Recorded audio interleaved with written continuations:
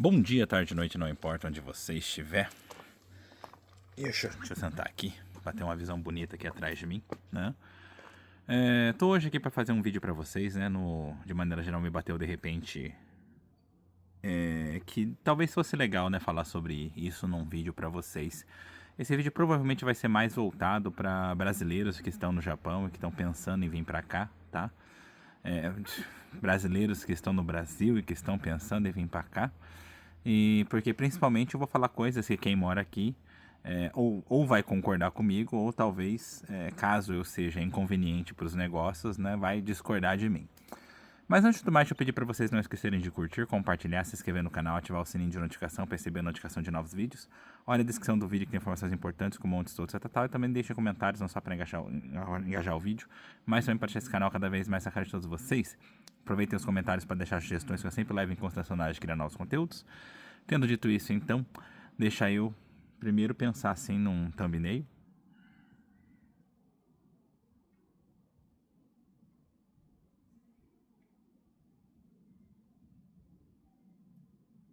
Pronto. Abri um espacinho ali para escrever alguma coisa no canto. Então vamos lá. Esse vídeo então ele é sobre o quê? Sobre como é viver no Japão. Basicamente isso, né?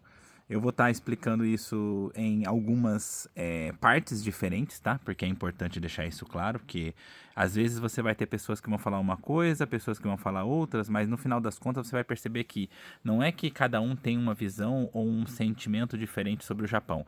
É o que cada um vivenciou diferente. Então talvez isso seja o principal motivo da diferença de opinião de várias pessoas, né? Fora o fato de que tem gente que simplesmente ganha dinheiro chamando gente pra cá, né? Então aí o caso muda de figura. Então vamos lá. Vamos começar do zero, tá? Primeiramente, vamos num sentido simples, né? Primeiro falando psicologicamente, em questão de sentimento, né? Numa questão de saúde mental, né?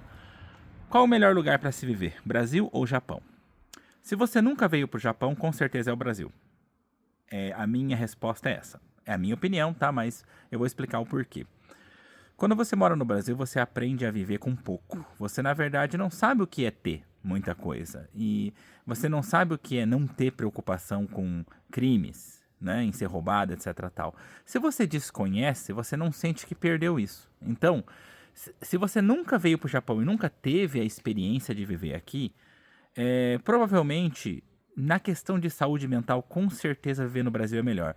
Você não tem dificuldade com o idioma, você sabe mais ou menos as coisas como estão que fazer, mesmo a questão do perigo, você já está acostumado, você sabe como tomar seus cuidados, etc. Tal. Então, com certeza vai ser muito mais fácil viver no Brasil.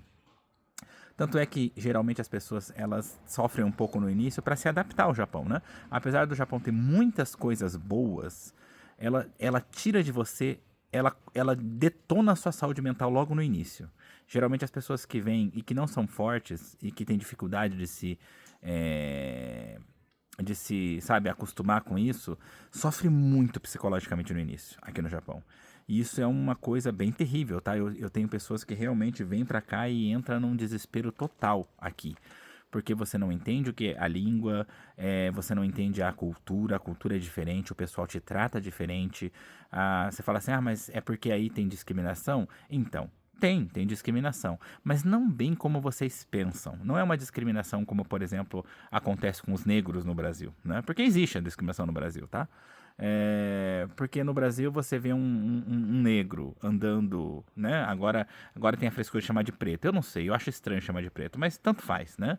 Tem um preto, um negro, ele tá com roupas bem assim, bem largadonas, tal, bem malandro, né?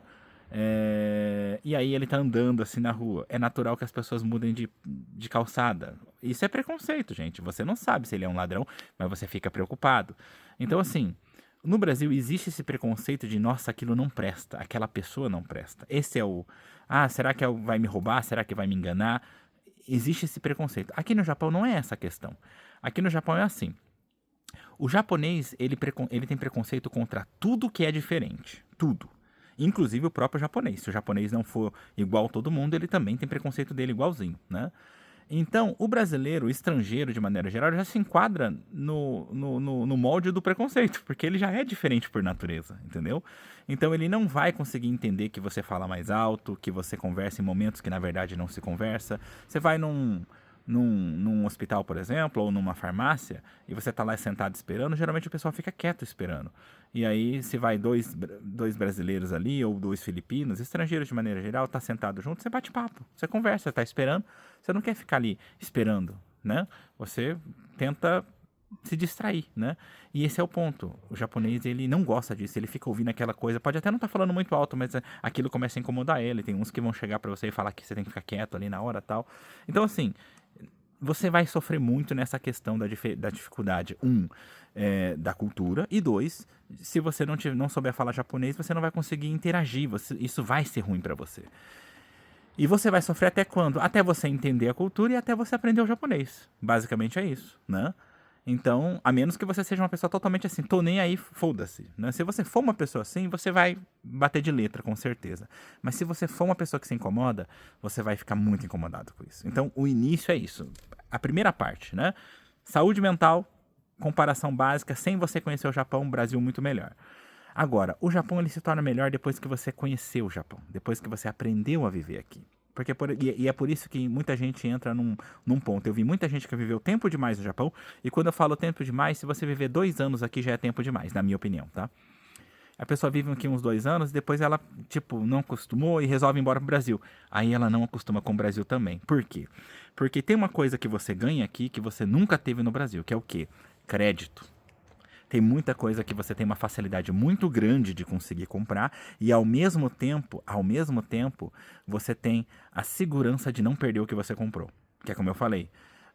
Vamos supor, me fala assim, você que está no Brasil ouvindo esse vídeo, qual a probabilidade de você chegar amanhã e falar assim, então, tô a fim de trocar meu celular, quero comprar agora o iPhone mais novo que tem.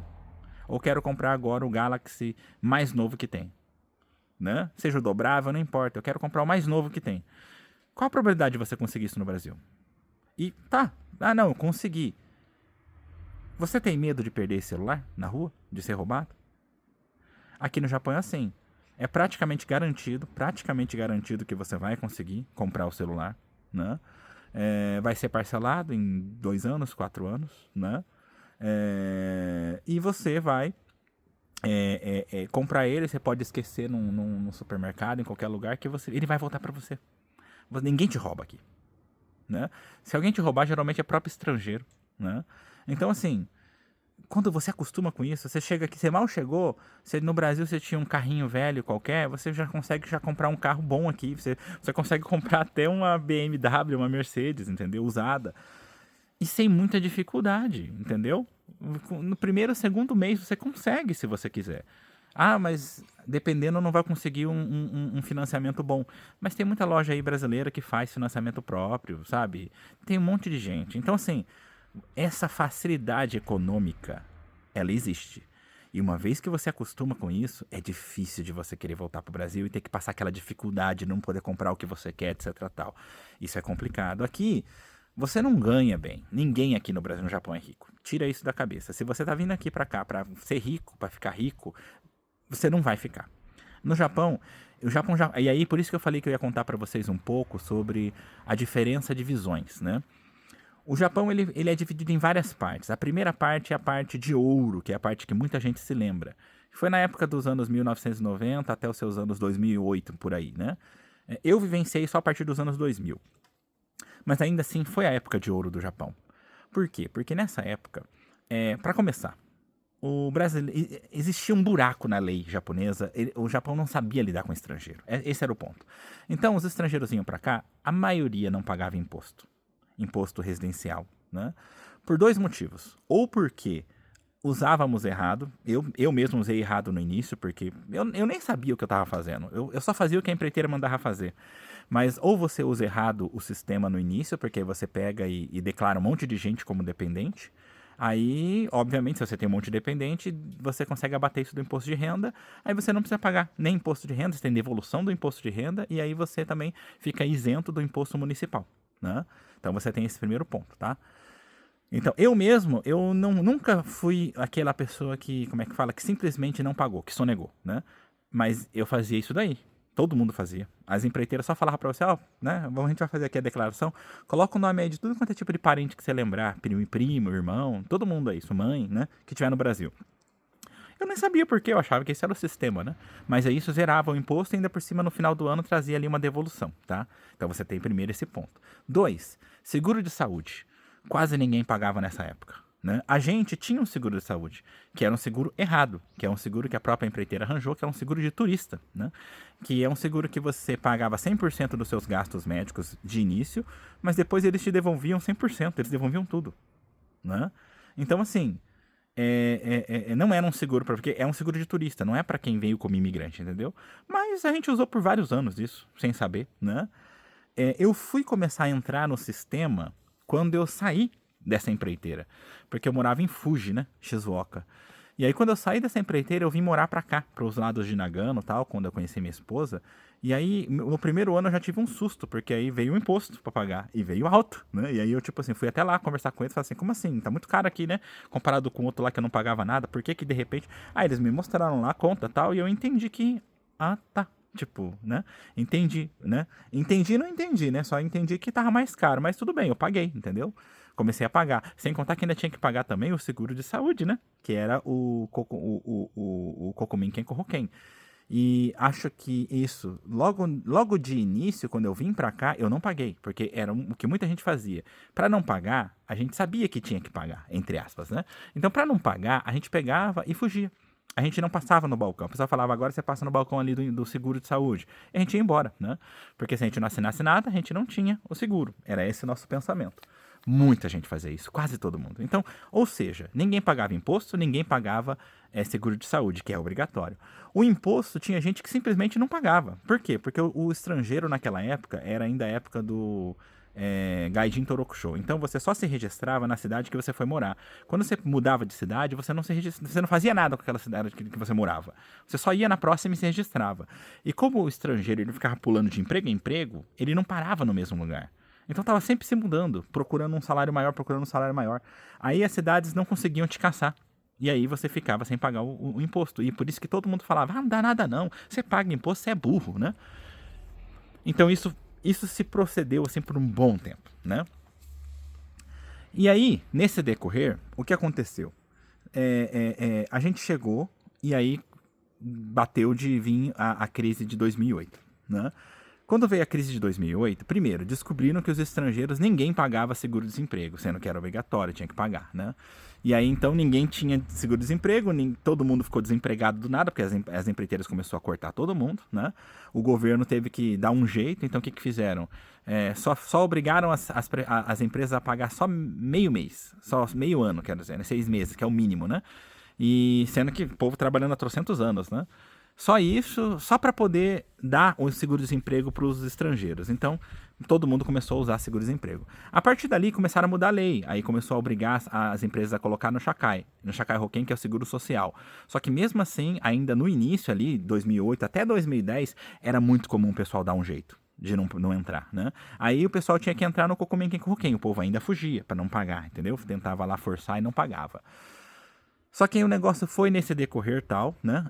Só que o que aconteceu? Como a gente entrou numa crise e aí já não tinha emprego, o pessoal começou a ficar na mesma cidade, em vez de ficar mudando toda hora, porque não tinha emprego, né?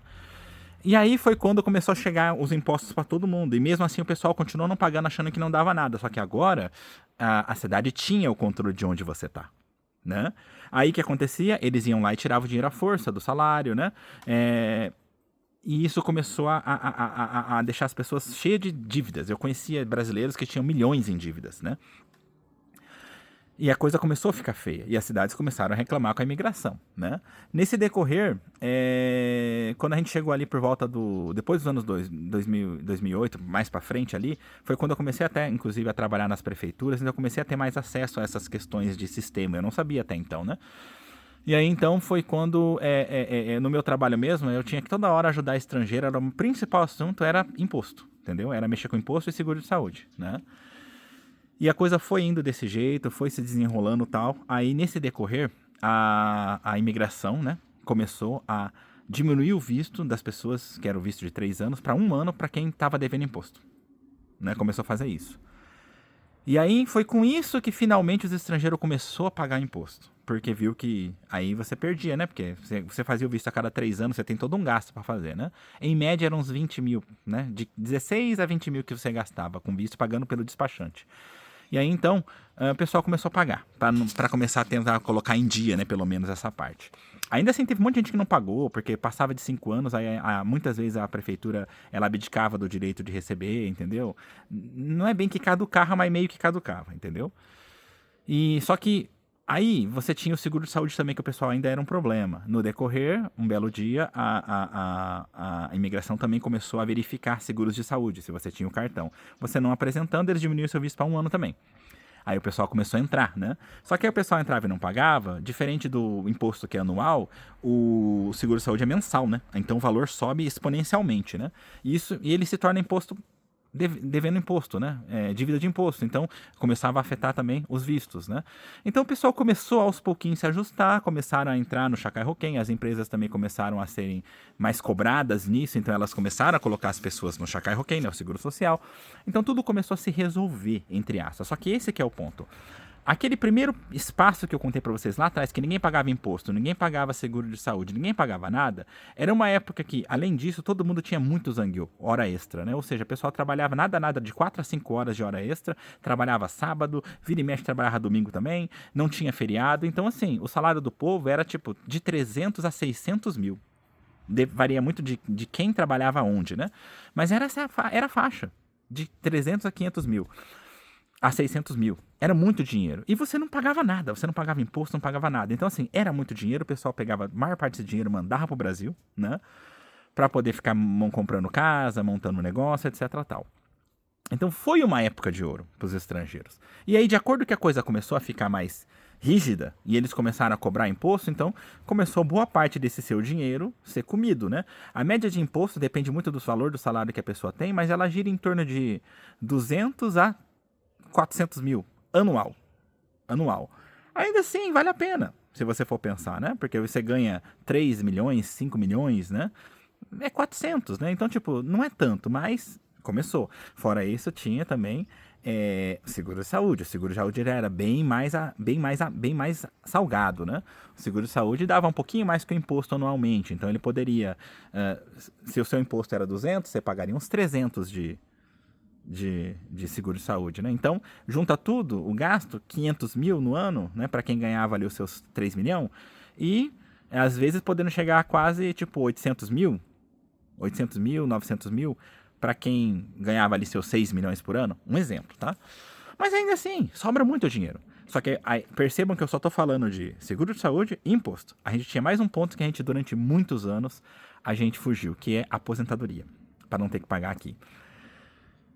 E era muito comum todo mundo não pagar, tá? Só que no decorrer, de acordo com as pessoas começaram a entrar no Chacai Roquem, né, que é o seguro social, tá embutido. Então começou-se a ter um controle maior sobre isso, tá? Só que esse é outro gasto, né? Se for pelo Cocomin Nenquim, que é a aposentadoria da pensão nacional, é cerca de 16 mil por mês, mais ou menos, né? Mas se você vai no Chacai Roquem, que é a pensão, o seguro social que está embutido, né? A pensão, ele fica meio que elas por elas, porque a outra, você paga metade e a outra metade quem paga é a empresa. Mas aí você paga em média, tipo, dependendo do seu salário, de 30 a 50 mil, às vezes 60, depende do quanto mais você paga, né? Mas aí, tipo assim, quanto mais você paga, também você vai poder depois receber mais, entendeu? É equivalente ao que você contribuiu. Mas aí a questão principal com isso, o pessoal começou cada vez mais, né? Um monte de coisa para pagar, né? De lá para cá. E como aumentou as coisas para pagar e você tinha as dívidas e ainda o pessoal estava tendo que pagar os impostos atrasados e etc tal, começou a se tornar um pouco menos bonito o Japão. Já tinha muita gente que começou a reclamar que o Japão começou a roubar, né? Não, o Japão sempre teve essas regras, a gente que conseguia fugir delas, porque a gente fazia tudo errado. Então essa seria a segunda parte, a segunda era do Japão. A era onde ainda você tinha só que foi um momento ruim, por quê? Porque os trabalhos tinham caído lá embaixo após a crise. Então, a gente trabalhava pouco né? A gente trabalhava pouco, pagava muito e aí não sobrava muita coisa. Então era só sobreviver mesmo. Só que ninguém tinha dinheiro para ir embora, né? E assim foi. Essa é uma segunda área, um segundo momento no Japão. Aí a gente entrou num terceiro momento que é quando a parte de emprego melhorou um pouco. A gente começou a voltar a ter mais emprego, começou a voltar a ter mais hora extra, né? A coisa começou a ficar melhor, mas a gente ainda pagava bastante. Então essa é uma outra era, só que, tipo, um pouquinho melhor. Aí a coisa começou a piorar de novo. Por quê? Porque aí no decorrer, o Japão começou a mudar as regras trabalhistas, né? Pensando na saúde dos trabalhadores, mas tipo assim, começou a limitar o tanto de horas que as pessoas podem fazer para elas não morrerem, né? Aí o que aconteceu?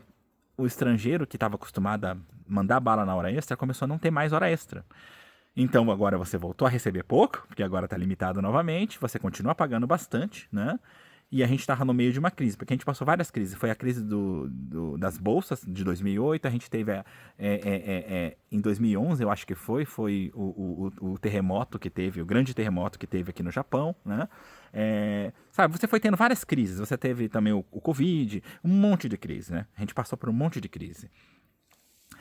E aí, nisso, o emprego, ele meio que se manteve, mas ao mesmo tempo ficou sempre fraco e tal, e agora com uma certa limitação. Então a coisa realmente deixou de ser atraente, né? E agora a gente entra no momento atual. O momento atual é um momento que não é só questão de... O emprego, ele não é pleno, tá? Tem serviço, tem. Se você for vir para cá, você vai encontrar serviço, com certeza. Os salários estão bons?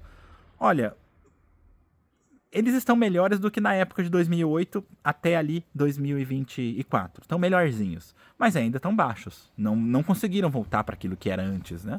Principalmente na questão de hora extra. A gente já não tem mais tanta hora extra, é muito limitado, né? Então já não é mais tão atraente. Mas o principal problema atual, que é o que é importante deixar claro, é que o endurecimento das regras aqui no Japão se tornou muito complicado. Muito complicado. E isso que a gente está na transição. Esse momento que a gente está vivendo agora é um momento de transição, onde estão começando a criar um monte de regra para dificultar a estadia do estrangeiro aqui no Japão. É a transição. Se tudo que estão falando que vão fazer acontecer, vai se tornar um inferno. É claro que às vezes a gente pensa assim, tá? Tipo, porque eu vou dar um exemplo. Uma coisa que eles querem fazer é conferência em tempo real através do sistema My Number, que é tipo um CPF, né? Se você está pagando direitinho seus impostos, suas coisas, né? E se perceberem que você está escrito na lei dessa forma, que você de propósito está devendo, você perde o seu visto. Só que, sinceramente, não tem como ter certeza. Se eles simplesmente vão olhar lá, você está devendo, pronto, cancela seu visto. Esse é o ponto. Porque não parece que vai ser razoável. Nada faz a gente pensar que vai ser. Porque muitas vezes a gente, mesmo nessa época, tem muita gente, muito brasileiro que está falando isso na internet, né?